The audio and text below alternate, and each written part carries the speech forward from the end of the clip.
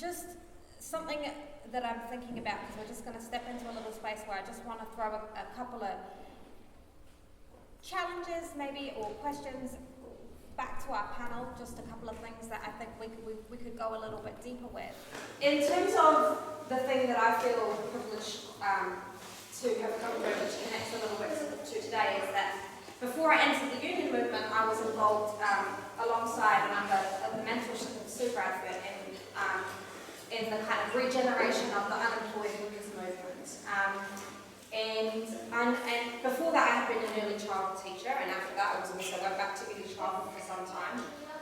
But at one point, I think it was when I was being interviewed for the role, one of the people on the panel asked me, early childhood and unemployment, that's kind of, that's a bit of a difference. So what's making you want to step into this space?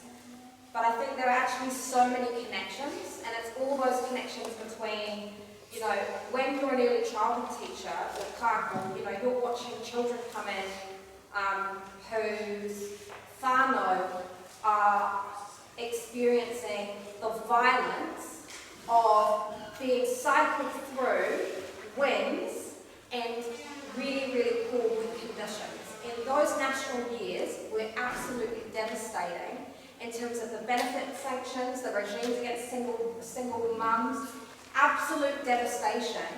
And so much of that was about creating people who were desperate to enter into the workforce at any cost. And when I went to represent workers at Unite, I had workers facing being terminated around things that often weren't their fault, whether it was that they were getting sick every day because of housing, their leaky homes that they were living in, were giving them bronchitis, their children bronchiolitis, they were taking sick leave off because they were caring for whānau members who were sick because of things that they'd experienced. They were being refused sick leave to be able to go and visit their children in the hospital. I mean, this is the core of it, and when I would talk to those women about going to work in income, they would say, absolutely no way. I will take any job over entering into the doors of work in income, and that is the great success of the attacks on welfare that happened.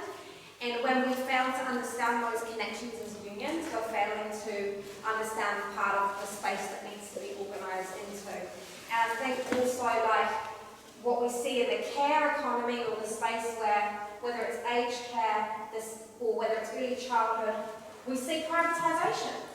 Early childhood is the largest group of ununionised workers in a union sector.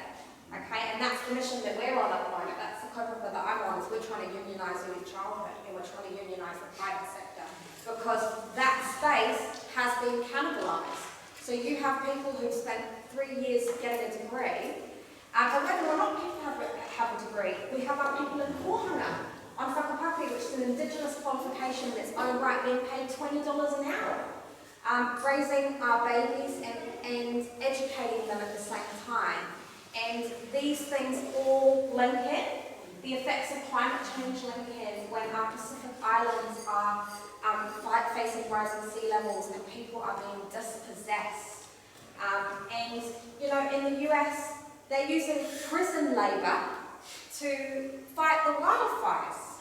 And they're putting black and brown bodies on the line, paying them $2 a day to fight these wildfires, and they didn't want to reduce the prison population because they needed these people to fight the fires because the state has cut back so much. And so there's all these issues: climate justice, women's justice, Māori, Indigenous justice.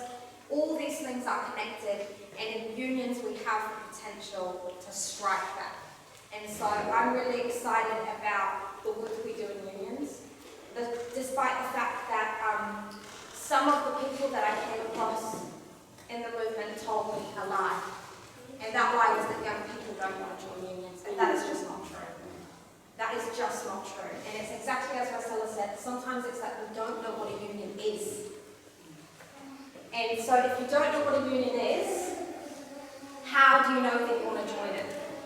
And so we have a job to do in terms of making unions relevant, in terms of showing that there are exciting things going on, and in terms of showing the relevance And I think part of that is what everyone here has offered. It's about those connections to social movements and the wider issues, whether it's housing, whether it's living wage, whether it's issues of racism and sexism in the workplace. These are the things that people want to address, and they need vehicles to address. And unions, I think we saw under COVID a heightened analysis around, the role of workers and the role that workers play. As Sid said yesterday to me, it wasn't the billionaires and that saving us, It was our nurses, our aged care workers, our supermarket workers, our first union members in logistics, making sure that we had pie on the table. So we know and we have absolute clarity around what problems are. So we need to be very clear in naming those problems, naming the connections between those problems, but also in actualizing and creating the solutions. One of the things that I'm curious about from our panel, and just thinking we could go down, but I did want to start with you, Russell, because something you said, it was making me think a little bit about, you talked quite a bit about some of those experiences of fighting so hard through collective, coming up against the things that we know are so hard, like that employer hostility, the bullying, those kind of experiences to try and break the union. But you're still in union member and you're still here. So I'm just wondering, you must have seen something in your union and being involved with your colleagues that's made you want to stay and continue. And I wanted to know what that was. Just from my start alone, it was actually the members and actually surrounding yourself with a support system. So and the members themselves, because the issues, we all face the issues. It was hard to encourage the members as the delegates to keep fighting because work is really coming hard at us. But it's actually reminding your members, and also you drive with their energy as well, and the passion behind it. So like you said, John has been an advocate for us, and he's been a mentor. But yeah, also just just giving, we got videos sent from everybody, other people across our union, in different sectors, just encouraging the members don't give up, and that's just heartwarming. And so yeah, it's those kind of messages of support that keeps the fight in you, and just because being union is not only being about yourself or your site, but we're one family at the end of the day, and we're all fighting the same battle. So yeah.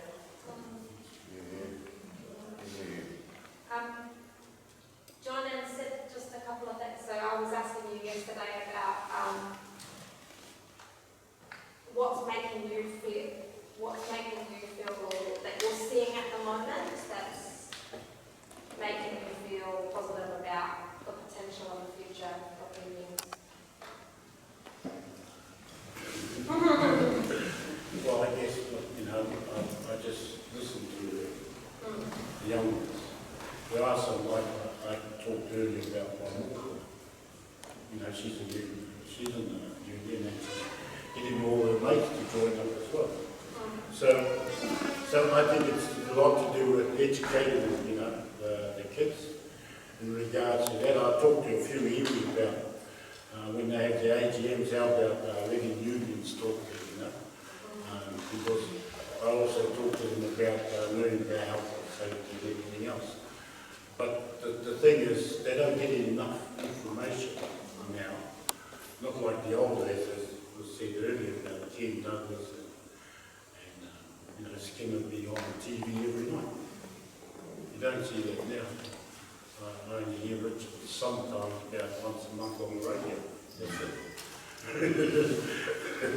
But the thing is, it's about education. It's about educating our young people about the good things about being in the union.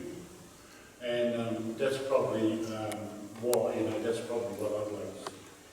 Some more education for them about trade union. During the 1980s, they did a survey of people about popularity of various institutions. And union officials sort of came under used car salesmen.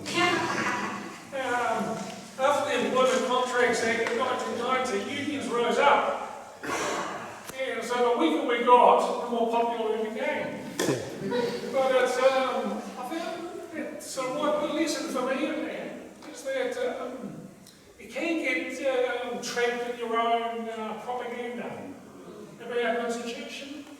And really, what the union movement is about is a social movement. They're about a movement with values, about justice, and a whole lot of other things. And once we forget we're part of the social movement, then we're dead. And so we've got to keep the values alive.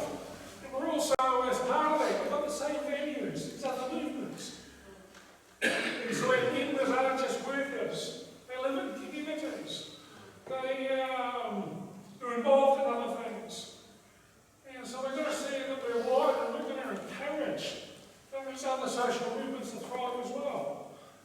The stories we heard about the unemployed workers union and the resistance from unions was around their tension.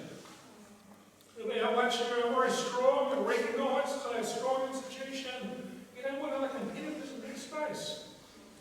But now that we're weaker, in a way it's quite a good thing in the sense that we get back to our basics. And so I see the hope and the movements that spread out of us. The living wage movement is what I'm involved in, which is about actually combining unions, community, faith-based organisations. Because we've all got the same values. We just need to, I think the future is to nurture the values rather than the institution. Nurture the values, not the institution.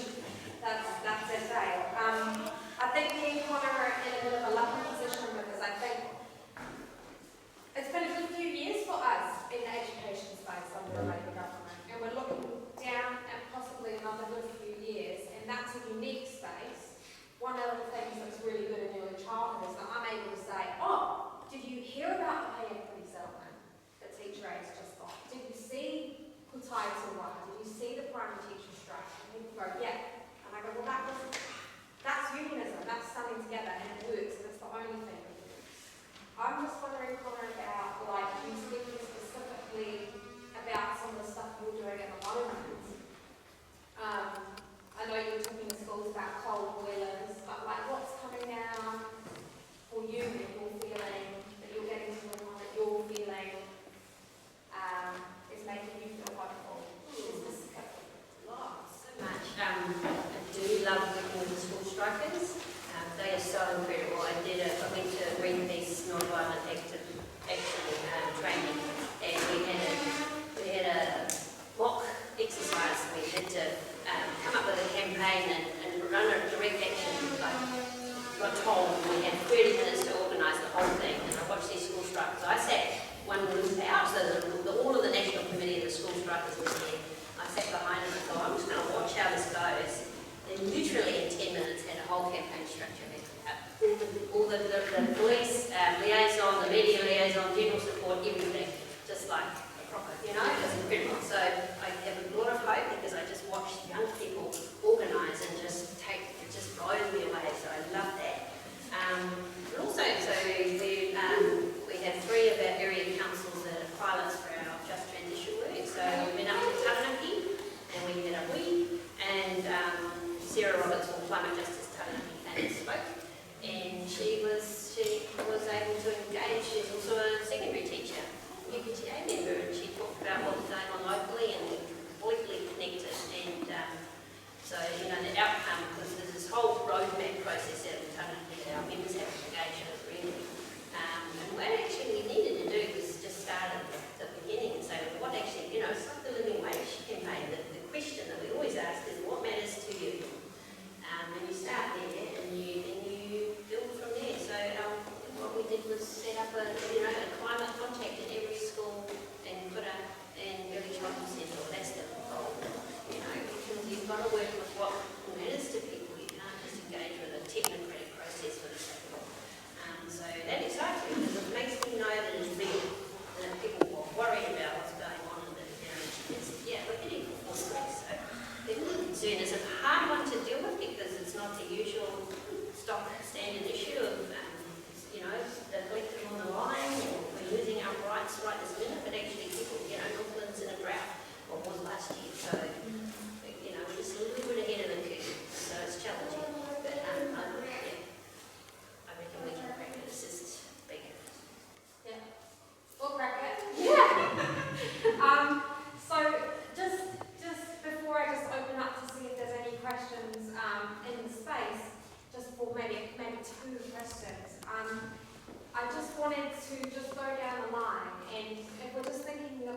our Yasmin here, who's 2.5 years old, and she comes to you in 13 years' time, 14 years' time, and she says, well, should I bother joining a union? Isn't it, haven't we lost so much, or is this not working? What would your offering be to a young person, just in a sentence or two, about why it's still worth being involved in this movement?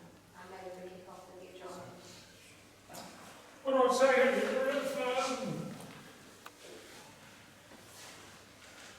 if you want to change the world, this is a good movement to be part of, and give your parents, I think you should follow. Oh, you get kicked out!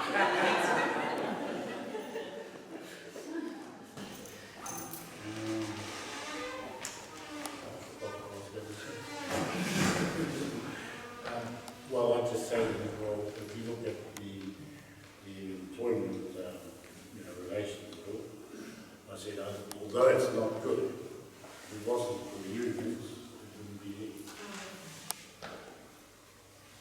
I think for me, be the change. Nothing's ever going to change unless you want to change it yourself. So yeah, be that change. For me, I'd say to them about the value of solidarity and that you can be seen as fruitful. For many kinds of person you are, you can be seen and valued for that individual movement. And also, if you don't wrong, kick you out.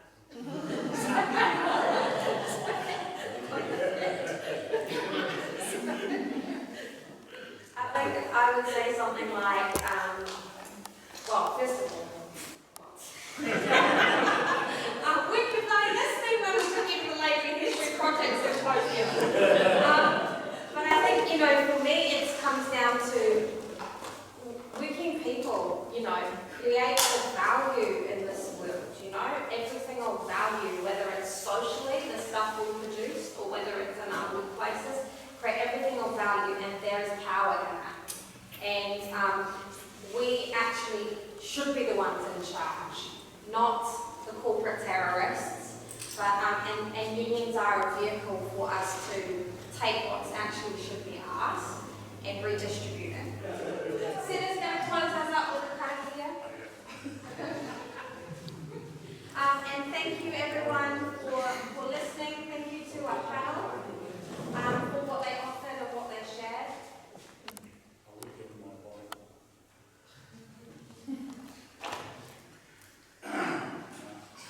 Karakia Pats, mā tau ngā manākitanga, ki mea ngāro ki una, ki tēnei, o tātou kia mea, te hua mā ki, kia toi te fuku, toi te mana, toi te rauha, toi te reo Māori, kia tūtūru kawha, whakamaua, kia tīnā. Ui e